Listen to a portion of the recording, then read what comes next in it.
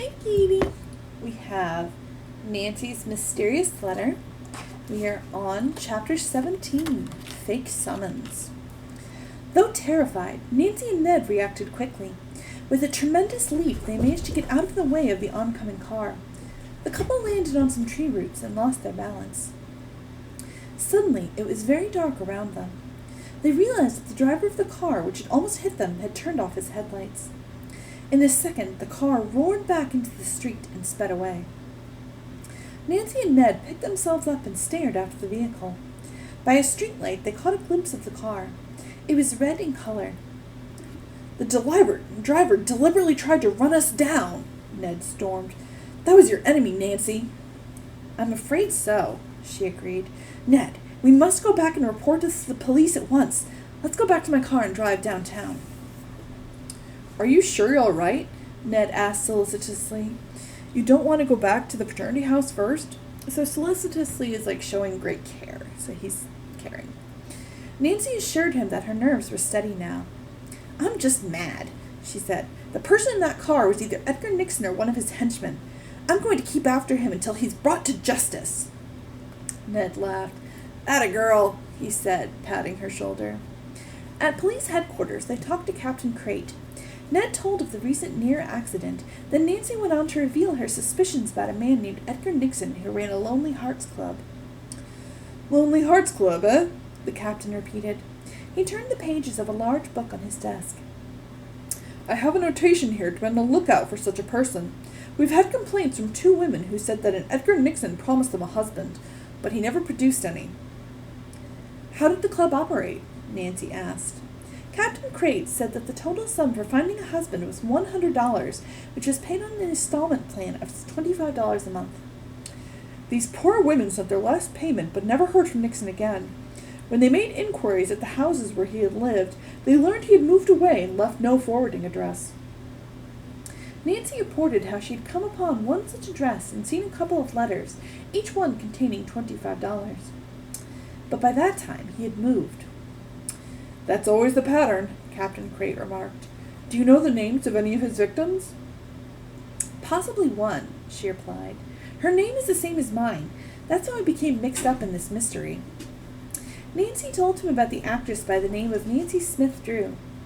"I'm so afraid she's not only a victim of Edgar Nixon's dishonesty, but that he intends to marry her and help himself to an inheritance she's going to get."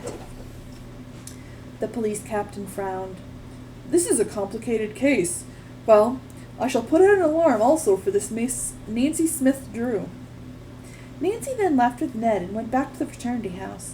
Bess and George were already in the girls' bedroom and were amazed at the story she had to tell about the near accident.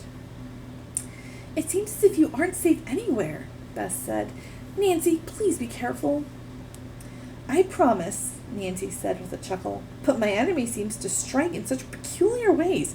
All I can do is jump out of his path as fast as possible." She hurried to take a shower and get dressed for the dance. Dinner was merry, and afterward the couple strolled off to the gymnasium where the dance was to be held. Football star Ned Nickerson became the center of attention with congratulations, handshaking, and backslapping the order of the evening. Finally, as the band began to play, he escaped onto the dance floor with Nancy. The evening was about half over, and Nancy and Ned were seated on one side of the gym when a boy came up and said that Ned was wanted on the telephone. He excused himself to Nancy and hurried off. A moment later, the band started a lively tune, and one by one the couples began to go back onto the dance floor. Bess, George, Bert, and Dave waved to Nancy as they passed by. At that moment, the music suddenly stopped and the drums began to roll. Everyone became quiet and listened attentively. The band leader called out, "Where is Nancy Drew?" "Here I am," Nancy said, jumping up and raising her hand. "Will you please step up here?" the leader requested. "The police want to see you." As Nancy hurried forward, a gasp went up around the room. Why did the police want to see her? When she reached the band, the young leader said, "I'm sorry I had to call out that way, but I didn't know you. Hope you don't mind." "Not at all," said Nancy. "Tell me, what's this about the police?" She was told that 2 detectives were waiting for her on the stage in the adjoining theater. "The student who gave us the message said that they have news for you of the other Miss Drew. Excitedly, Nancy hurried from the gymnasium down the long corridor which led to the stage in the theater. The entrance door was open and the footlights were on. The curtain had been hoisted about halfway up. Nancy looked around but did not see anyone. Where were the detectives? "Hello," she called out, thinking they might have walked into the far wings where the dressing rooms were. There was no answer. Nancy was puzzled and turned to look out over the darkened seats. As she stood pondering directly under the curtain, she heard a noise above her. A sixth sense told the young detective to move in a hurry. She jumped forward just as the heavy curtain crashed to the floor. Terror seized Nancy. She leaped across the footlights to the floor and sped as if on wings to the corridor leading to the gym. She had not gone far when she was met by Ned. Bess, George, Bert, and Dave were following. "What's up?" Ned asked, seeing the look of fright on Nancy's face. Turning, Nancy pointed back toward the stage. "In there! The message was a hoax! Someone tried to kill me by dropping the curtain!" Bess shrieked and held on to Nancy. "Don't go back in there!" "She's right," said Bert. "You girls stay here. We'll find out what's going on in that theater." Nancy, still shaken by what had happened, agreed to wait in the corridor with the other girls. The three boys were gone for several minutes, then returned to report that they had found no one. Everyone was upset over the incident. "Let's find the person who brought the message to the band leader," George suggested. Ned turned to the other boys. "Isn't Jim Hankin on duty outside the gym tonight?" he asked. "Yes, I think he is."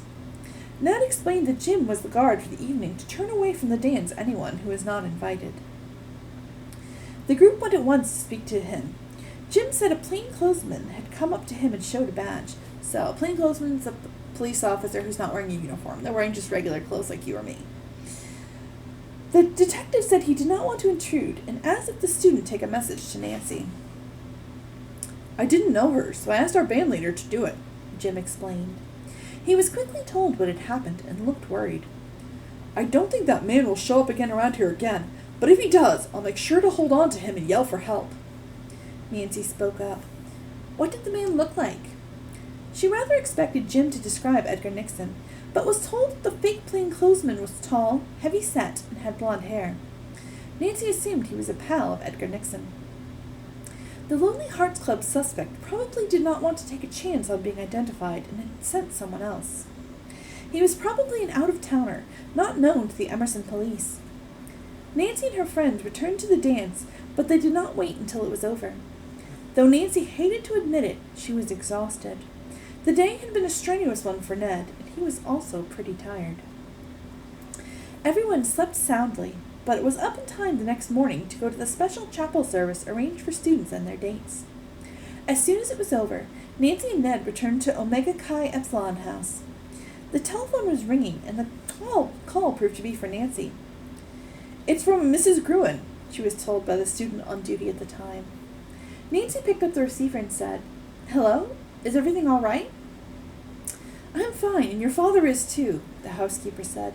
"But things are not well with Ira Nixon. His brother came last night and robbed him." "Uh-oh,